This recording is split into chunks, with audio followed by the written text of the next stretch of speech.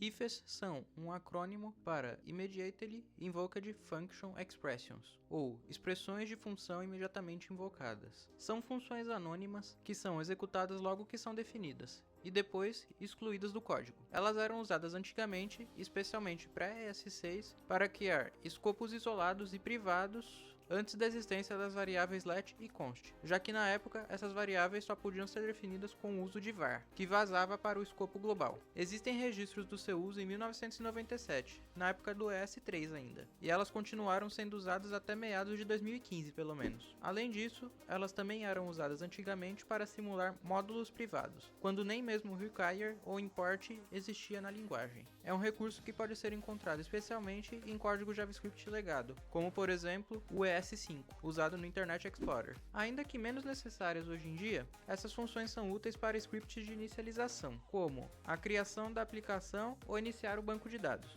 e para evitar poluir o escopo global do código, assim evitando conflitos envolvendo nomes de variáveis, já que tudo fica mais organizado e mais previsível. Pois, se algo der errado no seu código, basta olhar para o código da if onde o erro ocorreu, acelerando o processo de depuração. Para aproveitar o máximo potencial das ifs, é recomendado que todas as funções definidas dessa forma sejam funções puras. Assim, você isola o código numa única região delimitada, que deixará de existir após ser executada pela primeira vez, combinando performance com facilidade de manutenção. Se você costuma utilizar código imperativo em JavaScript, fora de funções, e deseja uma abordagem mais simples e moderna para ifs, você pode criar um escopo isolado com o uso de chaves, que irão substituir as ifs com uma sintaxe bem menos verbosa, e basicamente cumprem a mesma função hoje em dia. Mas lembre-se de usar apenas let e const nesses escopos, pois o var ainda vazará para o escopo global.